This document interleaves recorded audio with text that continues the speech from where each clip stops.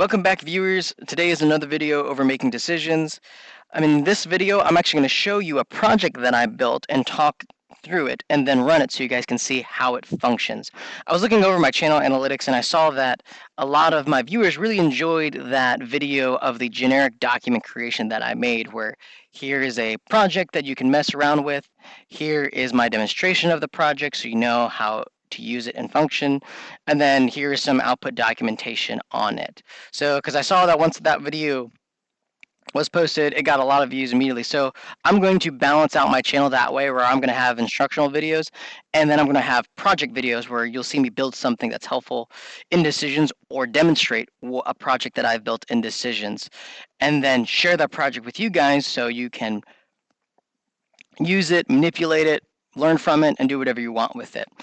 Just understand that these projects, they're not fully deployment ready prod applications. They'll still need to be tested to make sure that they will work in your specific use case. These are only for instructional purposes. So just be aware whenever I demonstrate those projects, it's for instructional purposes only. All right, with that caveat aside, let's go ahead and let's talk about folder scaffolding. So if you guys have attended any training in decisions or have any experience interfacing with one of our decisions developers, then what you will come across is you will know that we have this folder scaffolding.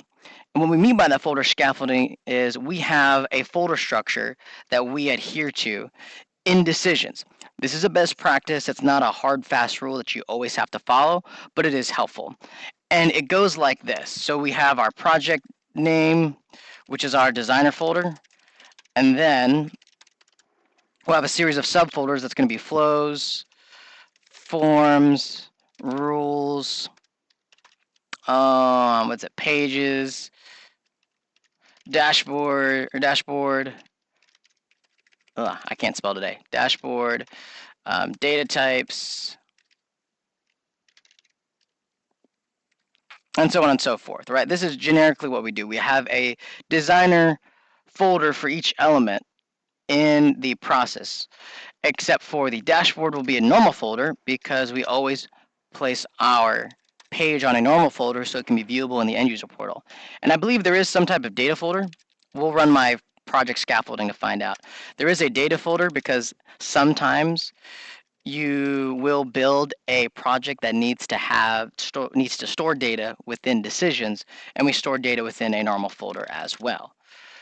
Okay, so that's the general project structure. That it may vary depending on who you talk to or who you're using, but in general, the main concept of this is that's the project name designer folder. So what does that look like? So that means I'm going to create a designer folder. So I'd say that this is a create folder, create designer project. I'm going to say this is the project name, right?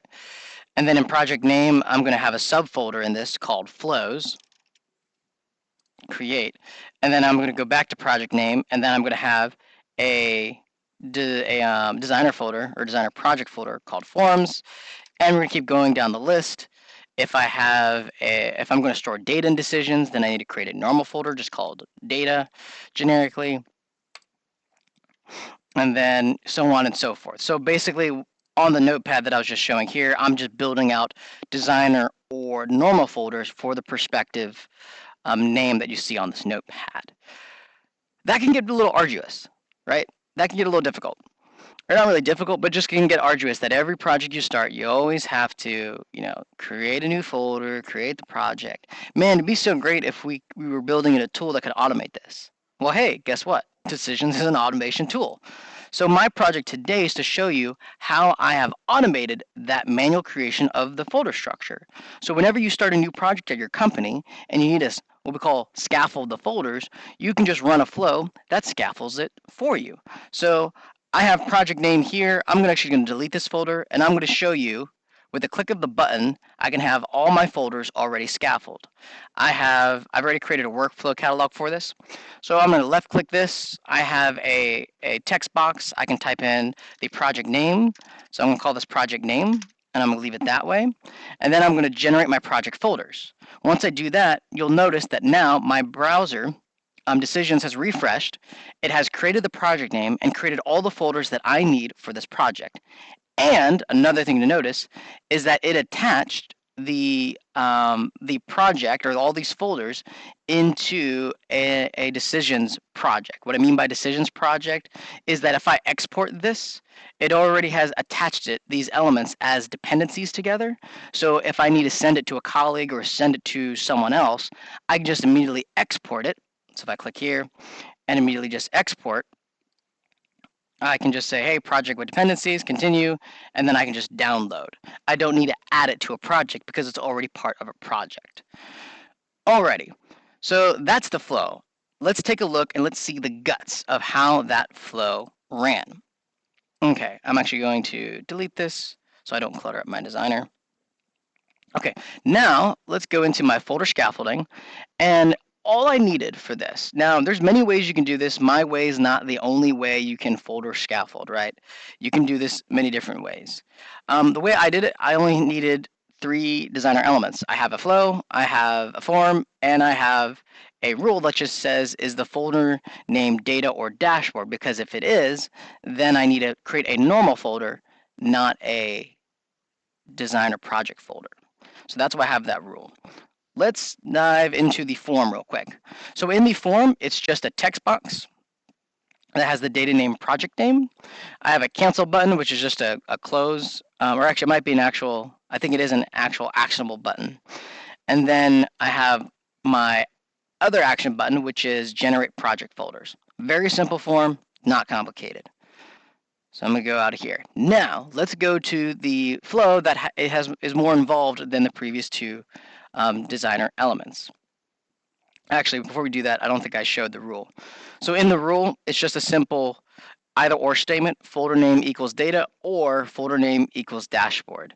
I created a custom rule because there was no decisions default rule that I can find that could evaluate these 2 things, because I needed to say run true if either of these conditions were met. So I created a default rule that takes in the input folder name so that it can evaluate the name of the folder on whether it's data or dashboard. Okay, that is the rule. Then save. Now let's go to the folder. So in this folder right here, flow right here, you'll see that I have a couple of things going on. The first thing that I have is I've created at the beginning a folder name list. This is a constant because in most decisions projects, we're always going to have these elements. Now, like I said, we have some customers that use us for different things, so they may not need a data folder. They may not need a data dashboard folder.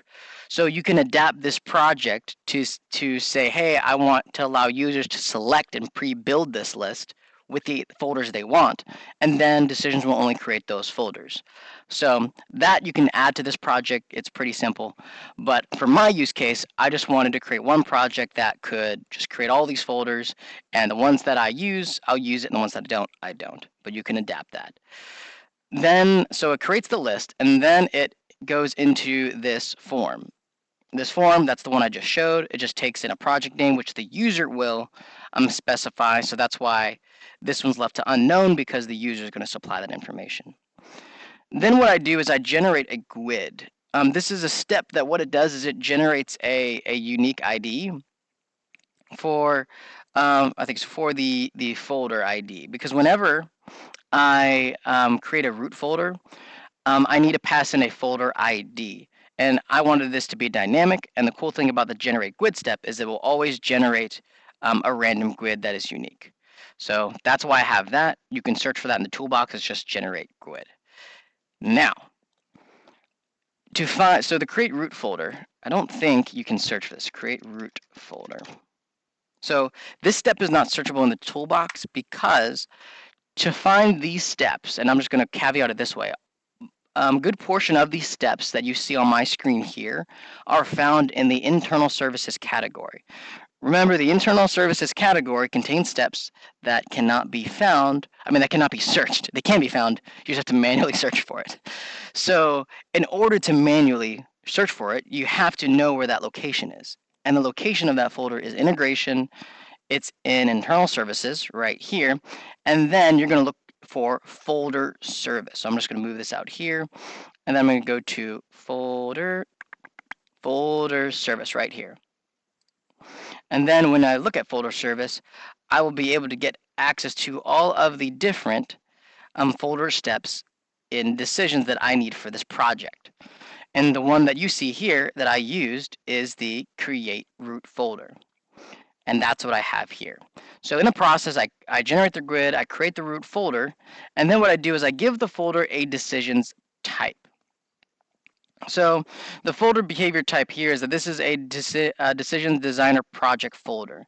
Now what does this mean? So this is basically the namespace. So I'm going to put this in Notepad so you can see this.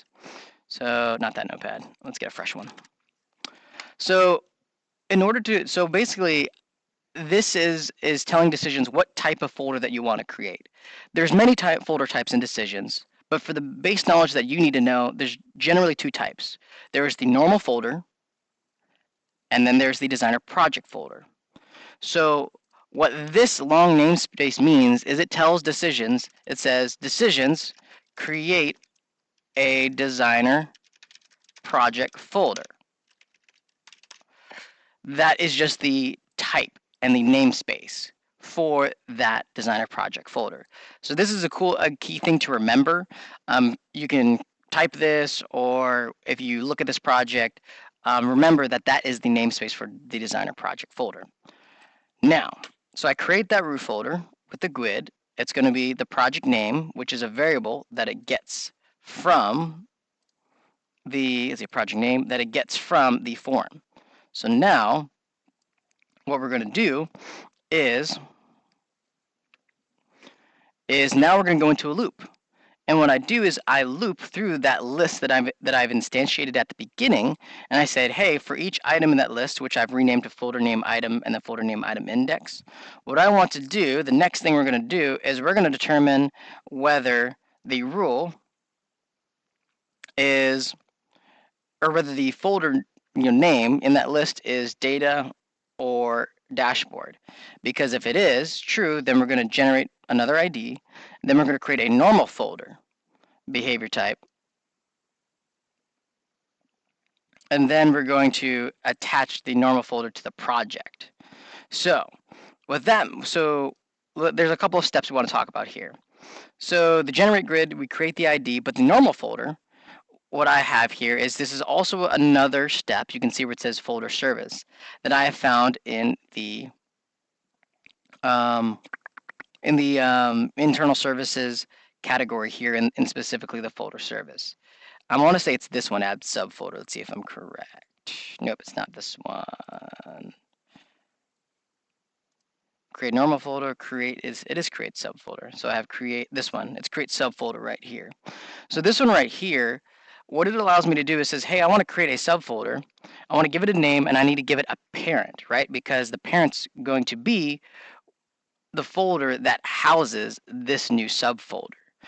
And in this case, instead of creating a decisions project, what I now create is I create a decisions default folder behavior. So this is the type right here that says, hey, decisions, create a normal folder. This is the folder that does not have any of the folder actions to create any designer elements like forms, flows, rules, or anything like that. It is just primarily for just creating a normal folder that you can have a dashboard on, or you can put data through. And then as you can see here, the inputs of this step are the folder name item, which is the iteration of that folder name of that list. And then the parent folder is going to be the create root folder output. So whatever I'm outputting here, that's going in here and saying, hey, I want you to put yourself within that root folder. So that's what's happening there. After that, going down the false path, it's the exact same thing, except we're creating a designer folder, which we've already talked about. That's the namespace for the designer folder. So it just does the exact same thing as this path, just the folder types are different. One's a designer folder and one's a normal folder. So now let's talk about the the last step within these two paths. They do the exact same thing. And what they do is they attach that folder to a project. And how it does this is you can see the service name right here where it says import export service. That is the location where you can find this step. And what this step does is says, hey, I want you to attach the entity ID, which in this case is the same as the folder ID. And then I want you to give it a project name. And this is a variable that I got from the form. So I'm saying, hey, whatever the user called this project, if I called it project name, project one, or I called it the new project scaffolding automation, then I want you to attach all the folders to that name that I just declared, project scaffolding automation. So that's what it does. Where do we find that? Again, this is all in internal services. You cannot search for this step. You have to go to import export service, and then you have on the first step in this category, attach to project. That's what's going to attach that entity to a project, which in this case is the folder ID. The cool thing about this is once you do this, so I have this, so we do that, then I for each do that a couple times for every item in that list. And then what I do is I end and I grab the flow data.folder ID, which is the base kind of folder ID that this flow is running in, and allows it to refresh kind of that portal that you see, the Designer Studio, so that you'll automatically see that, hey, this is the new project that's been created in Decisions. So you don't have to manually refresh your browser or manually refresh the page. You just have to run the flow, and Decisions takes care of it for you.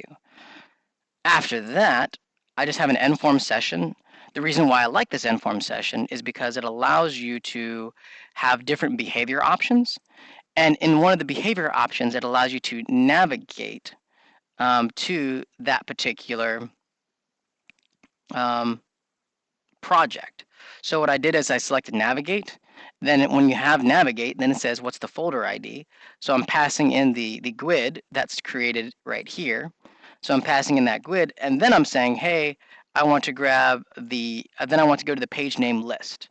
What does that mean, list? What that means is notice how right here, the default view, except not in the app store. Let me go to my documents. Nope, not that one. Perfect. So you see how this page right here for this designer folder is defaulted to list. So what I'm telling Decisions to do is I'm saying, hey, I'm going to go back to this tab. I want you to go to this folder, and then I want you to go to this page. And so what that looks like from the end user perspective is it takes the end user immediately to the newly created project folder and shows all the contents within it. So that's why I have done that, so that when you run this project, right? So I talk through it. When I run this project and I say this is Jared's new project, when I run it, you'll notice that's going to run and it's going to move my orange icon all the way to the new project that I created, and it's going to be at the list page. So that's what that process is doing. All right. Now the cool thing that I find interesting about it is I was talking about the export project. A cool thing about it is because I've attached all the folders to that project. Oops. Anytime I create a flow, so let's say this is Jared's new test flow, right? I'm going to create this, and then I'm going to back out of this. Notice that this flow, because I've attached all these folders within that project, it automatically assumes that project that it's being created in. So now what that means is when you export it, you don't need to say, I need to export new dependencies, add this flow element to the project. All you have to do is just export the project and say, export the project, because it's going to contain all the designer elements. So that's the really cool thing about that attached to project step. Alrighty, I'm just going to delete this entire project because I don't need it. Alrighty. So that's all that I have for today. That's demonstrating the project scaffolding folder. Again, feel free. I'm going to attach this as a link in a Google Share Drive. So if you want to download this project and play around with it, you can adapt it for your use case however way you want. Feel free to do so. The project is used for instructional purposes. So anyway, thanks again for watching. Like, comment, subscribe. And if you have any suggestions on how you want to learn something in Decisions or some area you want clarification on, let me know. I'll be more than happy to create a YouTube video and then share it with you guys here. Take care.